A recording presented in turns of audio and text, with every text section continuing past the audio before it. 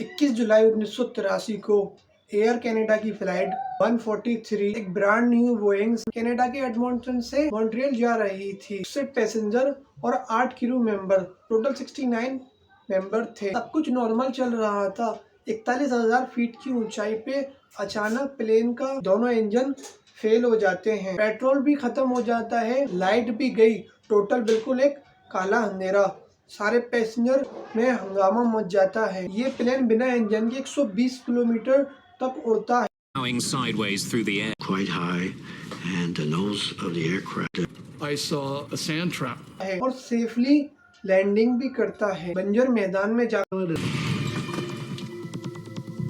तो आज की कहानी है एक पायलट जिसने बिना इंजन के प्लेन उड़ाया था। हेलो गाइस, साल था 1983। कनाडा ने एक नया एयरलाइन बनाया था 767। इस प्लेन में पहली बार एक नई चीज थी, डिजिटल फ्यूल गैसेस। मतलब फ्यूल कितना है ये अब कंप्यूटर बताते हैं, ना कि पुरानी एनालॉग नीडल्स। सब कुछ परफेक्ट था और मॉडर्न था, लेकिन एक प्रॉब्लम थी यहाँ पर। 22 जुलाई 1983 को मॉन्ट्रियल एयरपोर्ट पे फ्लाइट 143 तैयार थी मॉन्ट्रियल से एडमंटन जाने के लिए। सर पैसेंजर भी, ग्राउंड क्रू ने फ्यूल चेक किया था। छोटा सा टेक्निकल प्रॉब्लम था, फ्यूल गेज काम नहीं कर रहा है। कंप्यूटर ने फ्यूल लेवल दिखाना बंद कर दिया था, तो मैकेनिशियन ने फ्यूल कैलकुलेट किया था अपनी अकॉर्डिंग के मुताबिक। Less than 17 gallons of fuel.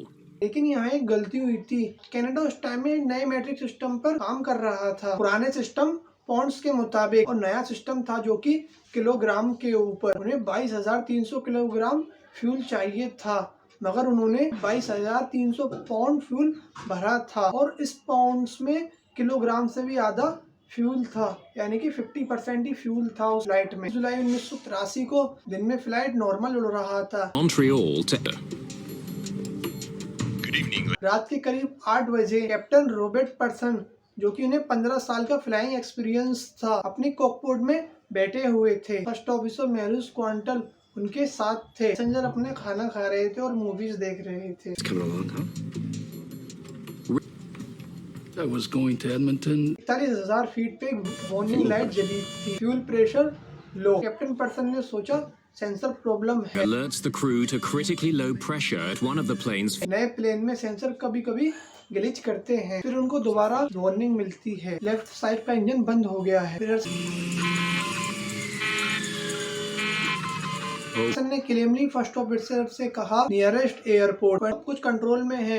एक इंजन ही तो था, लेकिन सिर्फ 5 सेकंड बाद ही दूसरा इंजन भी बंद हो जाता है। पूरे प्लेन में कंप्लीट साइलेंस होता है।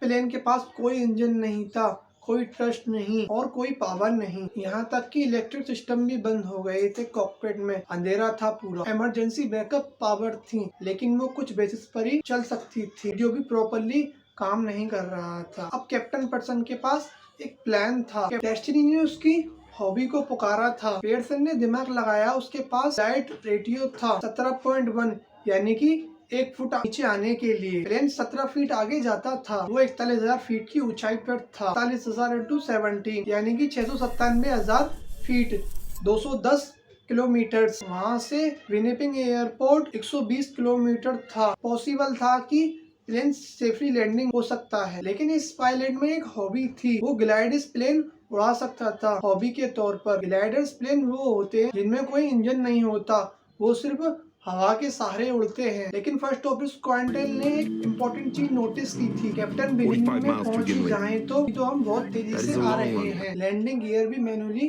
खोलना पड़ेगा, ब्रेक शायद काम ना करे। Lowers the landing gear to place. The two main gear are heavy. They fall immediately and two green lights. Quantal ने कहा किमली 12 किलोमीटर दूर है, पुराना एयर फोर्स बेस है, लेकिन वो 10 साल से बंद है। लेकिन मगर रनवे खाली होगा। पर्सन ने सेकंड सोचा और डिसीजन लिया फाइनली। फिर लोगों ने नोटिस किया इंजन की आवाज नहीं आ रही है। एक पैसेंजर ने क्रू से पूछा सब ठीक है, लेकिन उनके हाथ कांप रहे थे। Quickly without increasing its forward airspeed. Pearson has never actually. Normal landing में पायलट स्लोली स्पीड कम करता है, इंजन यूज करता है वो ब्रेक के लिए। मगर यहाँ पे ऐसा कुछ नहीं था।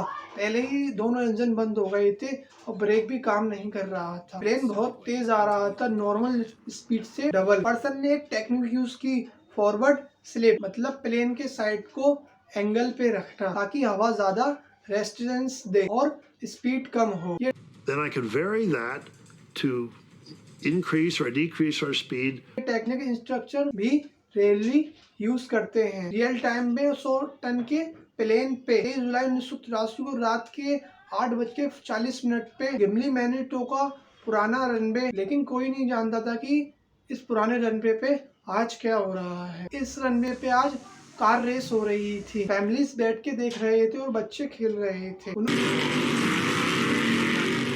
Is no longer a runway. It's a family day on the Gimli Strip. Racing is done for the day, but the airfield is filled with members of the local और उन्हें पता नहीं था 10,000 फीट पे 767 तेजी से उनकी तरफ आ रहा है। नोज गियर मैन्युअली खोला मगर वो लॉक नहीं हुआ था प्रॉपर्ली। जब प्लेन ने रनवे को टच किया तो अचानक एकदम धमाका होता है। Boom.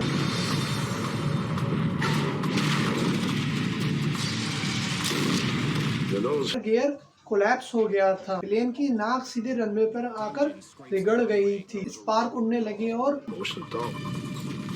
Finally, Pearson sees what's in their path. लोग रनवे से भागने लगे जो कि कार रेस देखने आए थे। एकदम भगदड़ मच गई। प्लेन 1200 मीटर तक अपनी नाक रगड़ता हुआ गया और फिर रुक गया। Pearson's only hope of driving the plane left or right is by varying the brake pressure on the two main landing gear. That's when my heart started to pitter-patter a little bit. The kids panic and try to outrun a plane that's traveling about 200 miles an hour. Finally safe landing हो जाती है। सभी passenger safely थे।